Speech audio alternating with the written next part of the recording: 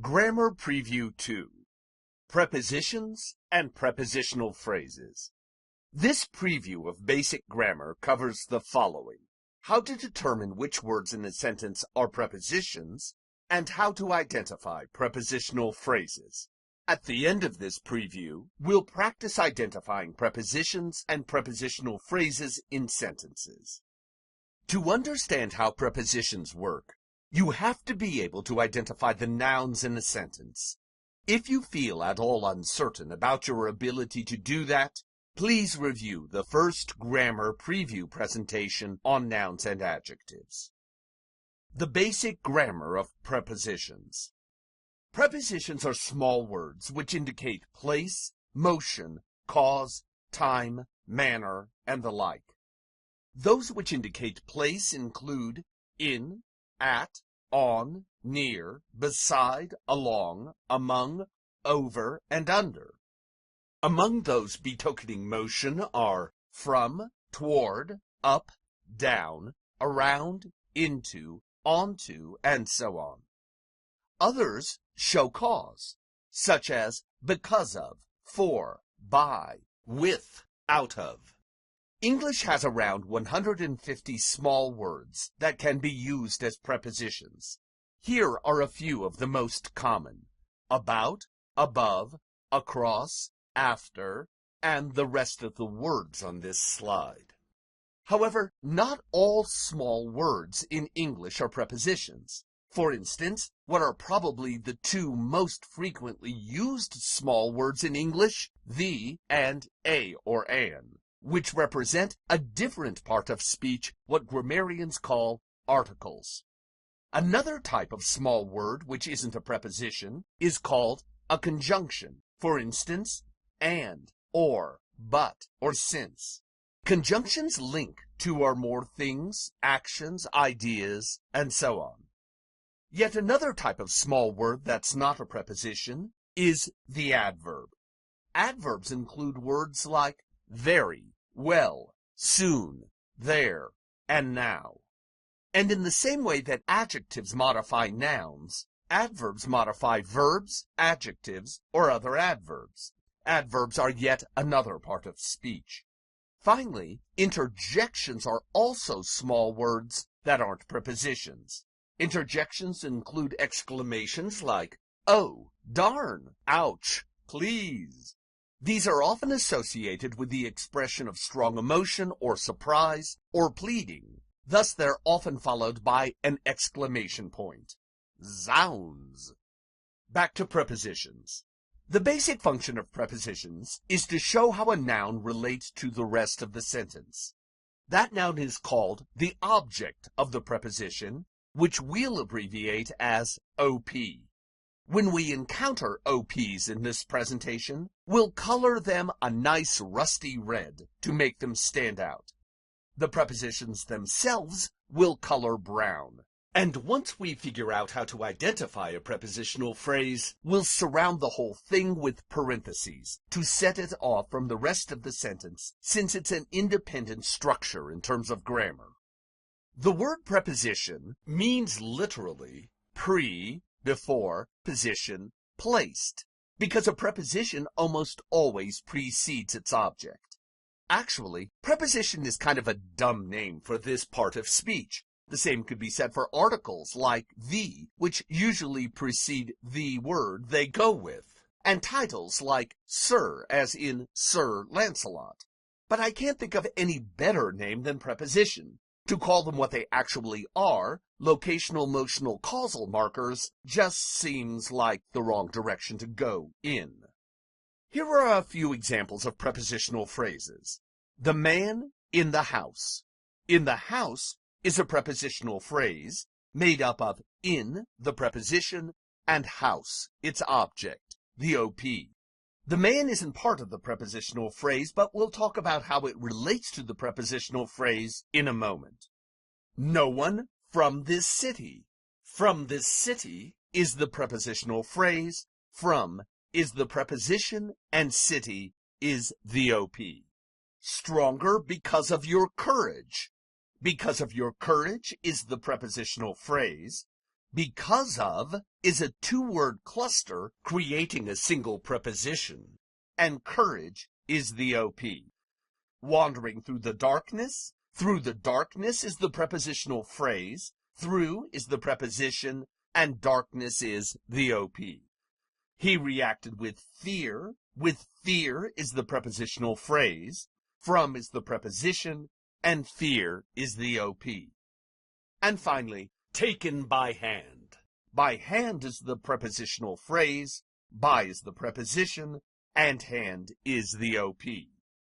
As long as you can identify what small words are prepositions, and that will come more easily with practice, determining and isolating prepositional phrases isn't all that difficult. Before moving on to practicing that process, let's talk about what prepositional phrases do. Understanding that will help you identify them too. In essence, prepositional phrases modify or describe something else in their sentence.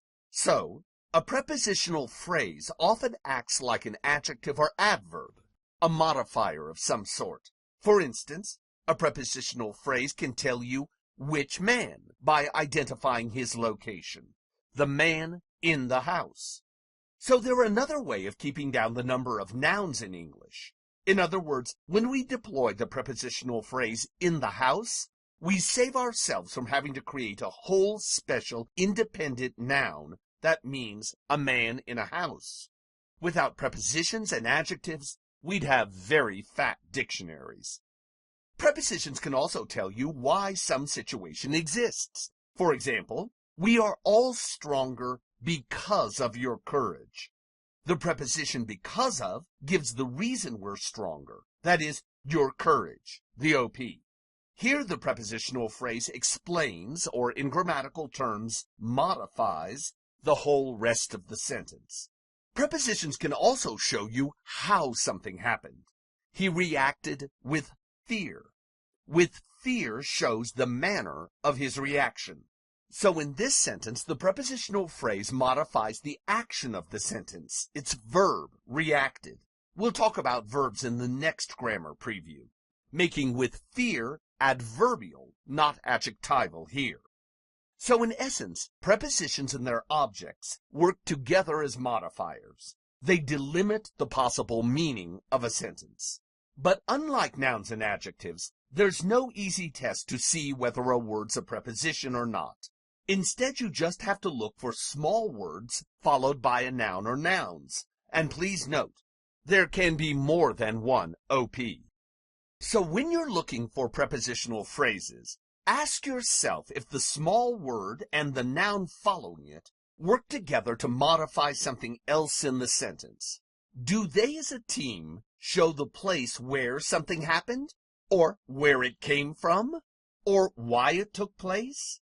And remember this, you actually already know what a preposition is, or you wouldn't be able to speak or understand English. So this isn't some sort of complicated math. When you start learning calculus, it's hard because you don't already know calculus. But you do actually already know prepositions. All you really have to learn here is how to recognize prepositions when you see them. The fact is, the only new or even vaguely complicated thing in this whole lesson is the term preposition itself, and how that term applies to certain small words, but not others. That's the only challenge here. So before we move on, let's review how to distinguish a small word that's a preposition from any other part of speech. It's easy, for instance, to see the difference between prepositions and adverbs or interjections, because adverbs and interjections function very differently from prepositions. Adverbs and interjections aren't often associated closely with nouns. For example, hooray, an interjection. Well done. Well is an adverb. Hooray isn't followed by anything, and well is followed by done, which isn't a noun. The done, done's, well it, done passes none of the noun tests. There are no nouns here. And no nouns means no prepositional phrases. Hooray and well can't be prepositions.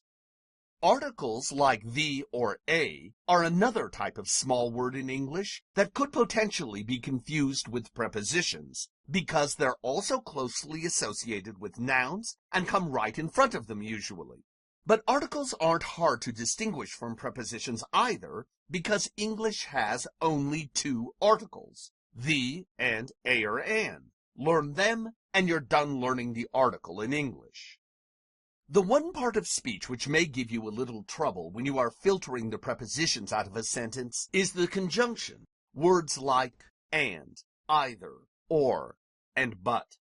Just like prepositions, conjunctions are small words, and they're often followed by nouns. But conjunctions perform a very different function from prepositions. Conjunctions link two or more words, often nouns like men and women. And is the conjunction there. But they also link verbs, come and go, adjectives, big or small, or actually any other part of speech, even prepositions. I saw people going to and from the house. But note something here. Only when conjunctions are linking nouns will you have any possibility of confusing them with prepositions. Prepositions, remember, have to have nouns as their objects. So small words in front of another part of speech, like a verb or an adjective, can't be prepositions. They have to be conjunctions or adverbs or something else. But what really distinguishes conjunctions and prepositions, and the test you'll need to perform to be absolutely sure a word is a preposition, not a conjunction, is their very different functions. Conjunctions link things. They don't show place or motion or cause the way prepositions do. Remember, too, it's only small words we're talking about here, one or two syllables mostly. Words like in, on, at, from, by, beside, beneath. Those are all prepositions, not conjunctions, because they show the location of something. They don't simply link two things. The man in the house? In is a preposition. The man and the house?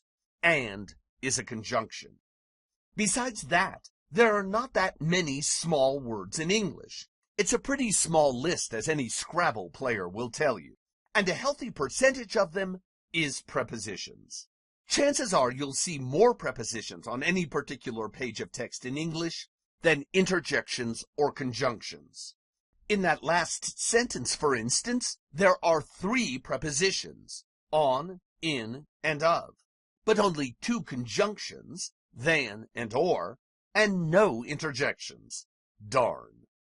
Now finally, let's practice identifying prepositions, which, as I said before, we'll put in brown, and their objects, which we'll put in rusty red, and in doing so, isolate prepositional phrases, which we'll put in parentheses. First example, I walked into the house. Into is a preposition, house is its object, the OP, so the prepositional phrase is into the house. Here's another example. When in Rome, eat lasagna. In is the preposition, Rome is its object, and so in Rome is the prepositional phrase. With suffering comes wisdom. With is the preposition, the OP is suffering, creating the prepositional phrase with suffering. You getting it? Let's see. Here's another example. They waded out of the ocean. What's the preposition? Good. Out of. Like because of, sometimes a single preposition is made up of a 2-word cluster, but usually 2 small words. And what's the object of out of? What did they wade out of? The ocean. That's the OP. So the prepositional phrase is out of the ocean. Think you're ready to dive into the deep end now? Let's look at a whole paragraph and find the prepositional phrases. Oh my, interjection. That looks like a lot of words. But you don't have to know the grammar of them all. only the prepositions and their objects. So look for the small words and see if they have a noun after them, which raises another point you should bear in mind here.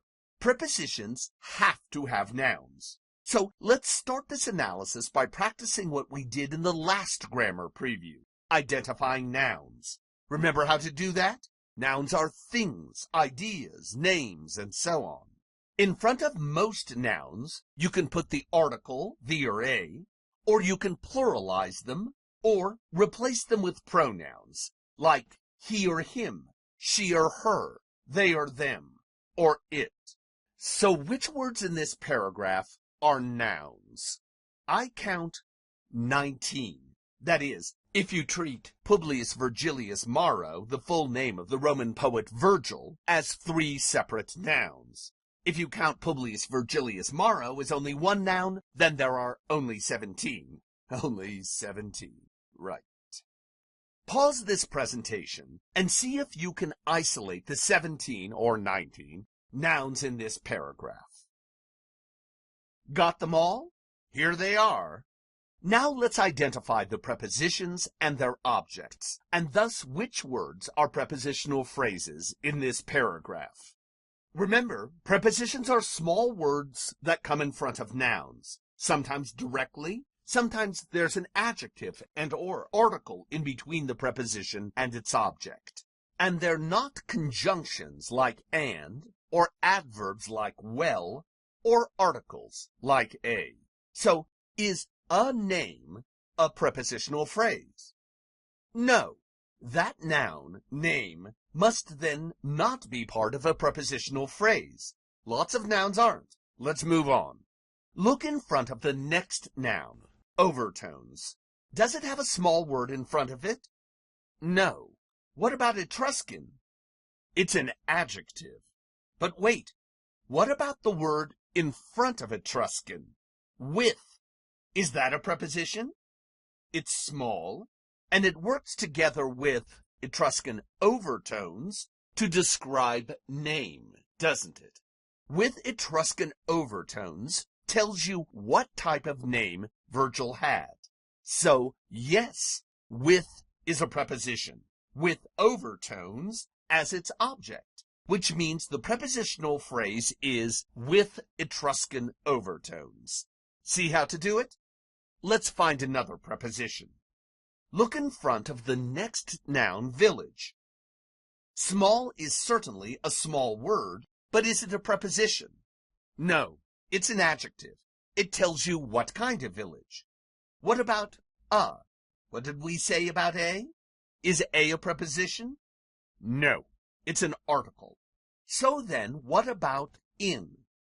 Small word, goes with village, and it creates a phrase that tells you where Virgil was born, the place of his birth, a location. That's something prepositions often do. So, in is a preposition. And what's its object? Village. Good. That means the prepositional phrase is in the small village. Preposition in, article the, adjective small, noun village. What's the next noun? Andes, a name. Does it have a small word in front of it? Sure does. Of. So, is of a preposition? Definitely. With the OP, Andes, making the prepositional phrase of Andes, which clarifies, that is modifies, the word village. Yes, one prepositional phrase can be attached to another. In fact, there can be, and often are, strings of them. For instance, what's the next noun, and does it have a preposition? Mantua, another name, which is preceded by near, a small word that shows Andes' location. So near must be a preposition, Mantua its object, and the prepositional phrase must be near Mantua. 3 prepositional phrases in a row. Can there be 4? Let's see. Next noun, October. It has in right in front of it. Can it be? Yes, in is a preposition, October is its object, and in October is the prepositional phrase. That's got to be it. Surely there can't be another preposition after that. 5 prepositional phrases in a row? Interjection. But let's check anyway. Next noun. 70 BCE. Yep. Numbers and dates can be nouns too, when they serve as things in a sentence. Any small word in front of 70 BCE? Yes, of. Seriously? Another prepositional phrase? Of is a preposition. 70 BCE is its object. So of 70 BCE must be a prepositional phrase. 5 prepositional phrases in succession? There should be a word for that. A prepositional jam. Next noun. Father. Does it have a small word in front of it? Yes, his. But that's a modifier telling you whose father, Virgil's. That doesn't create a small independent phrase like with his father or by his father. His is just an adjective like nice or humble, so there's no preposition here. Next noun, origins, which has an adjective in front of it, humble. But is there a small word in front of that? Yes, from. And from goes with the noun origins. So we have another preposition, from, with an OP, origins, making a prepositional phrase, from humble origins. Doing okay? Seeing how to maneuver your way through a forest of words like this to find the prepositions and their objects. Okay, stay strong. What's the next noun? Status. Is there a small word in front of it? Social? No, that's too big to be a small word. And it describes the type of status, so it must be an adjective. What about enough? Is enough status a prepositional phrase? No. Enough modifies social status. Enough must be an adjective, not a preposition then, because it's not creating a phrase that modifies something else in the sentence. What's the next noun in this passage? Education. Is there a preposition in front of it? The best possible? Are any of those words prepositions? The is an article followed by 2 adjectives, best and possible. So no preposition there, which means no prepositional phrase. Next noun, son. It's preceded by to his. His, we've seen, is an adjective. His father, remember? But what about to? Small word, works with son to show where Virgil's father put his efforts, a location, so to must be a preposition, having the noun son as its object, which creates the prepositional phrase, to his son. Next noun, rhetoric.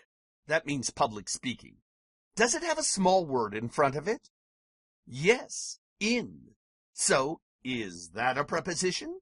Guess so. With rhetoric as its object, creating the prepositional phrase, in rhetoric. Now, what about law, the next noun?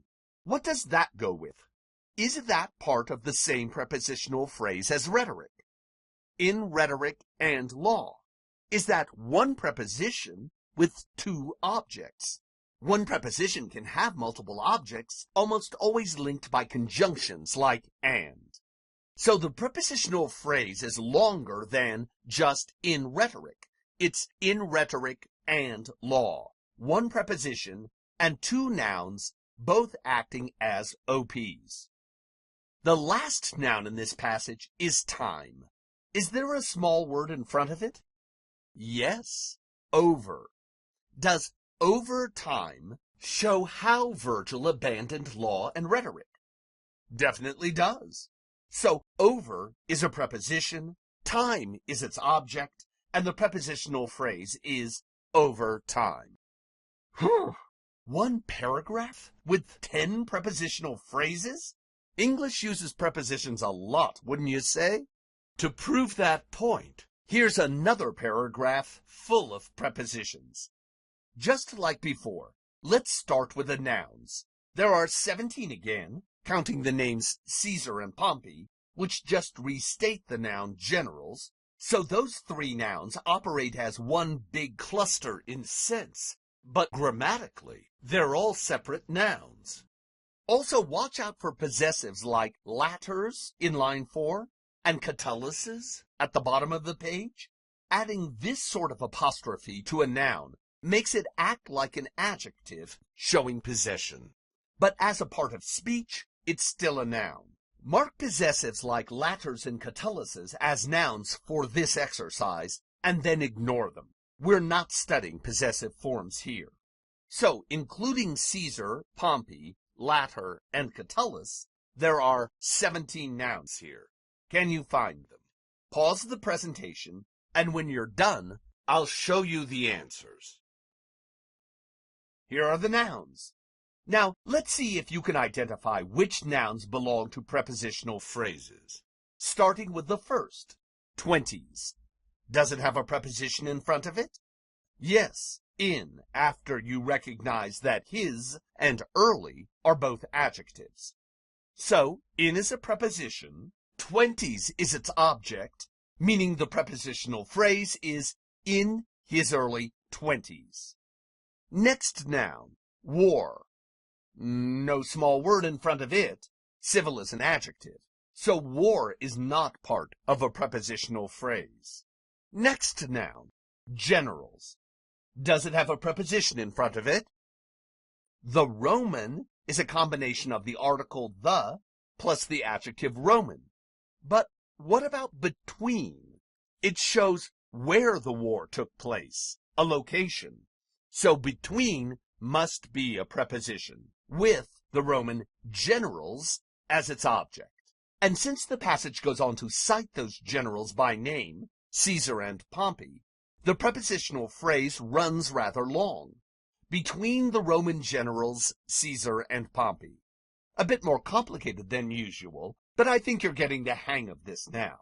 So let's accelerate this process a little. Can you find the next noun that has a preposition directly or closely in front of it? Yes, latters defeat. Remember, as we just said, ignore the possessive latters. Here, in must be a preposition, defeat its object, and in the latter's defeat must be the full prepositional phrase. Next, find a small word that goes with a noun and creates a phrase that describes something. Can you find it? Good. At. At what? What's its object? The battle. So, at the battle is a prepositional phrase. Next preposition. Look at the very next word. Of. Of is a preposition. Of what? Of Pharsalus. Pharsalus is a place in Greece that shows location, so of Pharsalus has to be a prepositional phrase. Moving on. What's the next small word closely preceding and connected with a noun that creates a descriptive phrase? That's right, into. But into what? Whoa, there are a lot of adjectives here. Dangerous, inadvisable, and career all clarify what kind of path. Path, that's the noun that serves as the object of into, making the prepositional phrase at heart into the path with a bunch of adjectives interposed. Into the dangerous and inadvisable career path. Next preposition. Can you see it?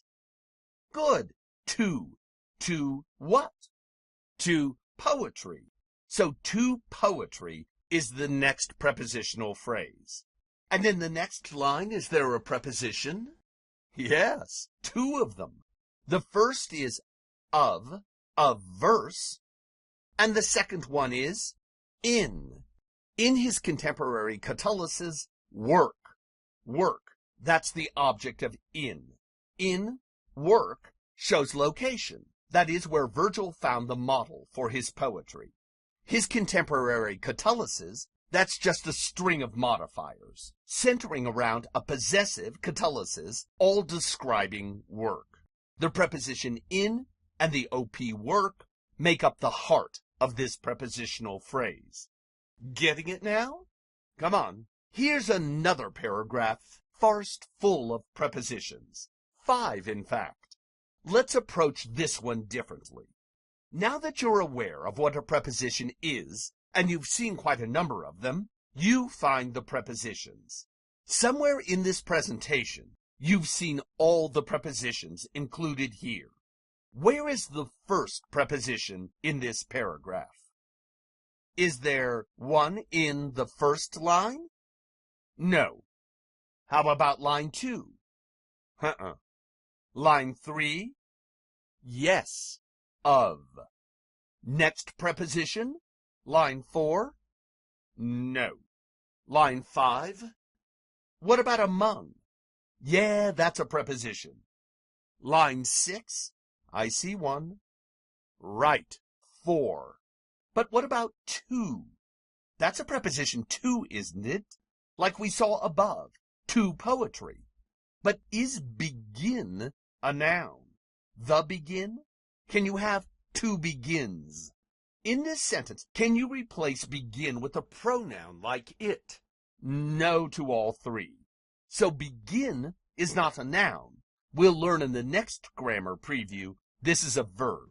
The only thing that matters here, though, is that begin isn't a noun, and prepositions have to have nouns as their objects. So the to here is not a preposition. Let's move on. Next line. See any prepositions? I see to, T-W-O, on, and in. Now, let's go back to the beginning and figure out the prepositional phrases that go with these prepositions, starting with of in line 3. Of what or whom? Of a Greek poet Theocritus. That's the prepositional phrase. A hefty one. Poet, a noun, is the OP. The name Theocritus just clarifies the word poet. How about the next preposition, among? Among what or whom? Poets. So the prepositional phrase is among poets. How about for in the next line? For whom? Him, a pronoun, but they're the equivalent of nouns, so they can and often do serve as OPs. So the prepositional phrase is for him. Simple enough. Next preposition, on. What's its object? A longer poem. Poem is its OP, so the prepositional phrase is on a longer poem. Longer is just an adjective. And finally, in. In what? In for books. Books is the OP, for is just an adjective. So the prepositional phrase is in for books. You've got it now, haven't you? So it's time to step up the pace again. Here's another paragraph. Let's go straight to identifying the prepositional phrases in this passage, starting at the beginning. What's the first prepositional phrase? Good. In accordance. In, preposition, accordance, the OP. Next. With the tastes. With, preposition, the tastes, OP. Next. Of his day. Whoa, 3 prepositional phrases in a row. But that's hardly a surprise, huh? Not after 5 in a row like we saw above. Go on. Next prepositional phrase. Hint, hint. It's in the 3rd line. Yes. Of later Greek verse. Which word is the OP here? Verse. Later in Greek are 2 adjectives. Next prepositional phrase. It starts in the same line. Look for a small word. It must be in terms. In preposition, terms, OP. Next. Of both their sentiment and execution. Oh my, 2 OPs. But that's no surprise either, is it? We've seen that before too. Next. For example. Yeah, For is a preposition, and example is its object. What's the next prepositional phrase? Look in line 7. Bingo! Near the length. It tells you how, in this case, how long the poem runs. Next, look at what comes next. Of Homer's epics. I told you to ignore possessives, so don't worry about Homer's. All you need to know here is that of is the preposition and epics is the OP. Any more prepositions in this paragraph? Alas, interjection. Yes, interjection. Because of his perfectionism. Remember because of? That two-word preposition which shows cause? Good. That went well. So let's try warp speed. Here's another paragraph. Getting tired of Virgil yet? Well, don't. He's my hero. You should learn Latin just to read his masterpiece, the Aeneid. There's nothing like it in all of literature, and it's impossible to translate. You just have to experience it in the original. So when you come to the banquet of Latin, know that Virgil will be your dessert. Okay, there are 8 prepositional phrases in this paragraph. Pause this presentation and find them. Got them all? Sure you did. You're the prefect of prepositions. To end this presentation, I'll give you 4 more paragraphs of text with prepositional phrases, and I won't tell you how many there are. You figure it out. Here's the first one. Pause the presentation, dig out the prepositions and their phrases, and then check your answers. Do that for the 3 passages after this one, and by the time you're done, you'll be ready to go to the next grammar preview on verbs. Volete discipuli,